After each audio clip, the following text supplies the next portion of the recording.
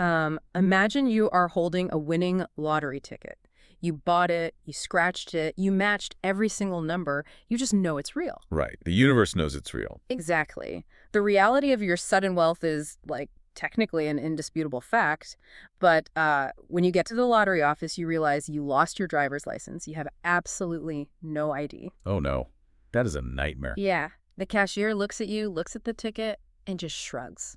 They cannot process the claim. The ticket is shredded right in front of your face. Because it doesn't really matter how loudly you scream that the ticket is authentic. The system is, well, it's fundamentally incapable of caring about your inherent truth without the required verification. Welcome to your custom-tailored deep dive. Today, we are exploring a deeply uncomfortable reality for you, our listener. That childhood lesson you were taught, that the truth will set you free. Well, it's fundamentally incomplete. Yeah, it really is. The truth won't set you free. Only the evidence will. Our mission today is to dissect a brief, but honestly incredibly potent excerpt from a YouTube video by a creator named Soren. It's titled 88 Evidence System. It's a heavy topic. It is. The central premise here just flips everything we learn about cosmic justice completely on its head. In modern institutional society, just being right or holding the truth is, it's virtually powerless. Yeah, the source material basically serves as a survival manual. It's for navigating an environment that is entirely deaf to the language of human emotion and intent. Right. It highlights that facts absolutely matter, but the ability to prove those facts matters exponentially more. You have to translate your truth into a format the system can actually read. Okay, let's unpack this, because I have to push back here right out of the gate. If we just accept that massive systems like courts, HR departments, governments, if they only care about evidence and ignore the inherent truth, aren't we basically giving a free pass to terrible bureaucracy? I see where you're going with that. Like, is the source saying that truth and feelings have absolutely no value? Or just that this is a cynical excuse for systems being fundamentally broken and heartless? What's fascinating here is that the source isn't making a moral judgment at all. It's making a structural observation. I mean, think about what an institutional society actually is. Okay, like a massive machine. Exactly. A system, whether it's a legal framework or a corporate payroll department, it has to process millions of people, millions of claims, and millions of disputes. If a system attempted to judge every single situation based on, subjective feelings or earnest claims of innocence, it would instantly collapse. Under the weight of all that subjectivity, I guess. Right. My feeling of being wronged is entirely different from your feeling of being wronged. So, to function at scale, the institution has to create a common currency. And that currency is evidence. The system intentionally strips away the emotion, because emotion just cannot be standardized. It's not that the system hates the truth. It just literally cannot perceive the truth unless it is formatted as evidence. It's like institutional reality versus actual reality. Let's ground this for the listener real quick. Institutional reality is simply what can be proven. Yes. So for example, if you worked 60 hours last week, but the HR time tracking software glitched and it only recorded 40 hours, your institutional reality is exactly 40 hours. Sadly, yeah. Your actual exhaustion, the late nights you spent at your desk, the truth of your labor, none of that exists to the payroll algorithm. The algorithm cannot read your fatigue. It can only read the data entries. If you walk into a conflict armed only with your earnestness, like your belief that you are right and your feeling of innocence, you are completely unarmed. Wow. You are basically speaking poetry to a calculator. Speaking poetry to a calculator, that's a really vivid way to put it, but it brings up an incredibly frustrating point. If I build a beautiful, structurally sound house, and I know for a fact my carpentry is flawless, that is my truth. Right, you do the hard work. Yeah, but if I didn't file the right permits, the evidence, the city inspector is going to bulldoze the house. Knowing the truth of my skills doesn't matter if I didn't pass the inspector's checklist. Because the city is the system. The permits are the evidence. The inspector doesn't care about your craftsmanship at all. They care about the compliance of the paperwork. The source explicitly argues that without evidence, even the most profound truth is routinely ignored. Which brings us to the dark side of this equation. The source warns that if we don't understand this dynamic, we are deeply vulnerable. We've established that systems only speak the language of evidence. But what happens when people actively exploit that language? That is where it gets scary. Right. The source outlines a dual-edged sword here. On one hand, with strong evidence and an understanding of the rules, you can actually challenge entrenched power. But on the other hand, it warns about the weaponization of those very same rules. Yeah, this is where the text moves from just a passive observation of bureaucracy to an active warning about survival. The source states that to protect your dignity, your rights, and your interests, you absolutely must learn how the system works. You have to know the rules. The danger is severe. People who understand the rules better than you can use the system to literally distort reality. Here's where it gets really interesting. How does someone actually do that? How do you distort reality just by knowing the rules? It sounds like some kind of bureaucratic magic trick. It's not magic. It's a mastery of mechanism. Let's break down how this weaponization actually works. A bad actor doesn't necessarily forge fake documents in a dark room. Okay. They distort reality by manipulating the procedural mechanics of the system itself. Yeah. They bury you. Give me a concrete scenario. Like, what does that look like for our listener? This raises an important question about how we defend ourselves. Imagine a malicious manager who wants to force out a high-performing employee because, that employee threatens their ego. Happens all the time. Right. The truth is, the employee is fantastic. But the manager understands the corporate disciplinary system perfectly. So the manager starts sending vague, seemingly helpful correction emails late on Friday nights. The worst. They set impossible, unrecorded verbal deadlines, and then they document the employee's failure to meet them in the official HR portal. And let me guess. When the employee tries to defend themselves verbally, the manager just nods and smiles. Exactly.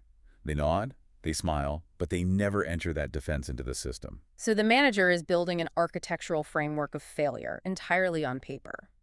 Precisely. They are omitting crucial context that isn't strictly required by the HR forms.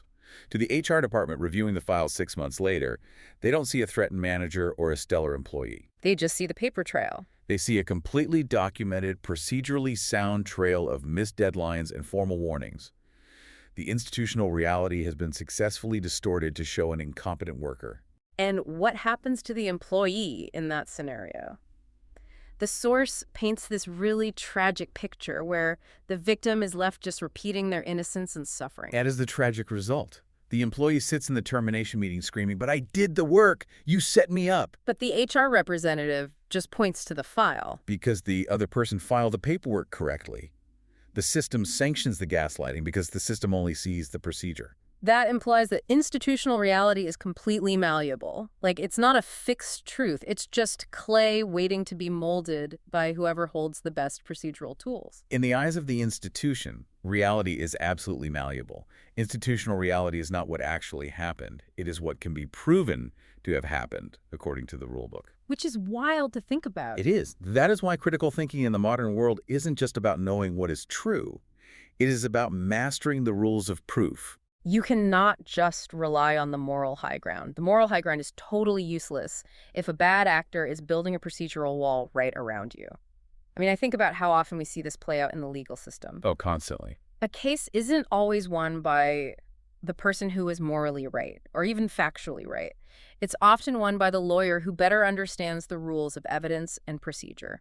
Like, the truth might be sitting right there in the courtroom, but if it was collected without the proper warrant, it just gets ruled inadmissible.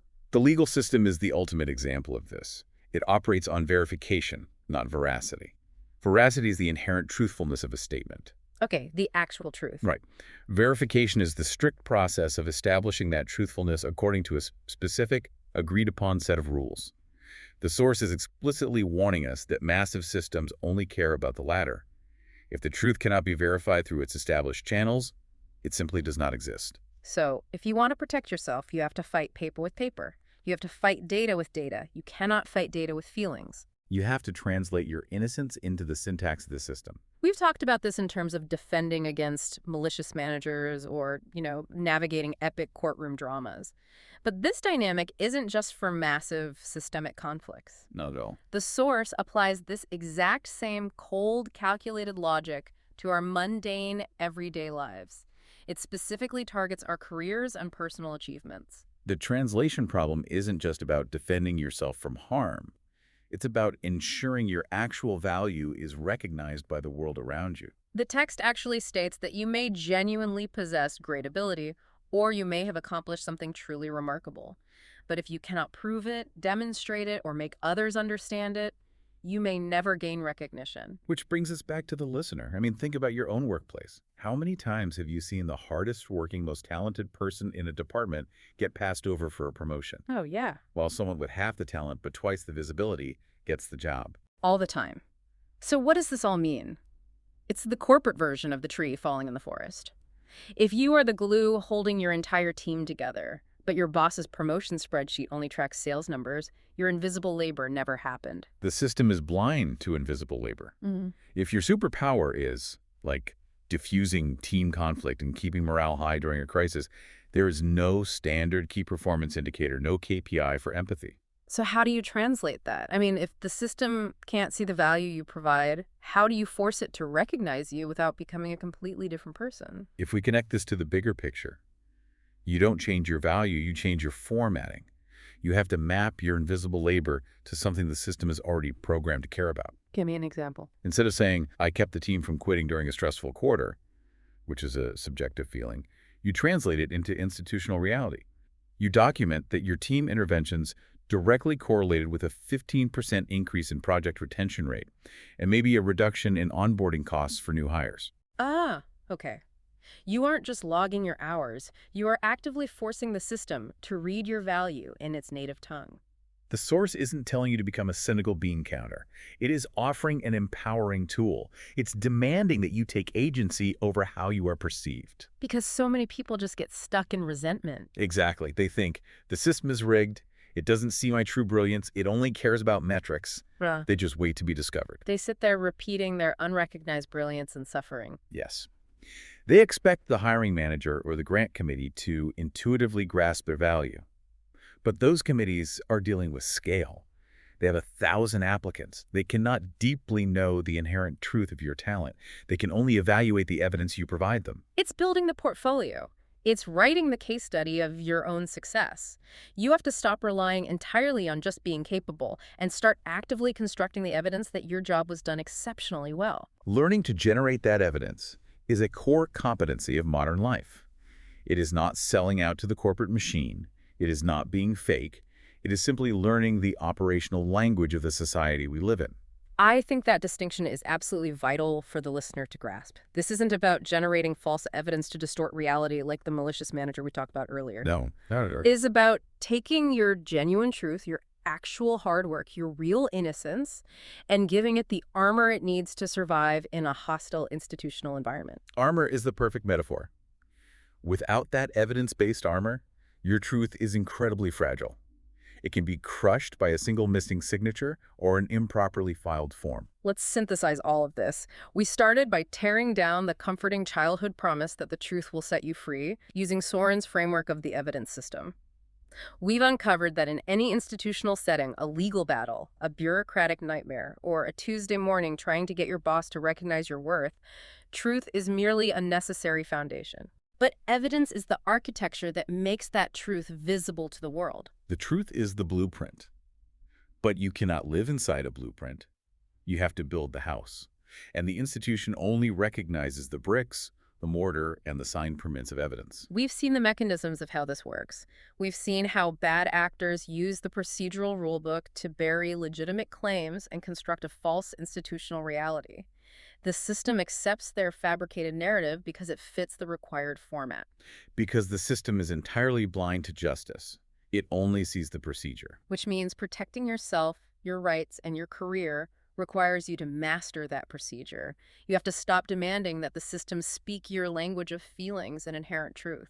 You must start speaking its language of documentation, demonstration, and verified facts. Exactly. Whether you are protecting your dignity from being stripped away or just trying to get recognized for the invisible labor you perform every single day, understanding how to verify your reality through the system's rules is absolutely non-negotiable. But, spending all this time analyzing the cold mechanics of this evidence system leaves me with a lingering thought, one that pushes slightly beyond the boundaries of our source material today. Oh. Where does your mind go with this?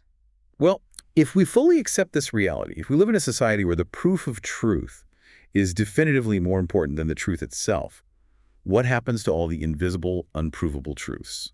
The things that simply cannot be documented on a spreadsheet or a legal brief? Exactly. Quiet integrity, a profound moment of empathy for a stranger, intuition, The private, unrecorded moments of genius or kindness that actually hold human relationships together. Yeah. If we train ourselves to only value what can be proven to an algorithmic system, how do we preserve the value of the things that the system is completely permanently blind to? We spend so much time gathering the documentation, building the ID to claim the lottery ticket, that we might forget what it feels like to just experience the win. Because while the evidence might be the only thing that sets you free in the eyes of the institution, those unprovable, undocumented truths are probably the only things that make that freedom worth having in the first place. Beautifully put. Something for you to mull over as you navigate your own systems today.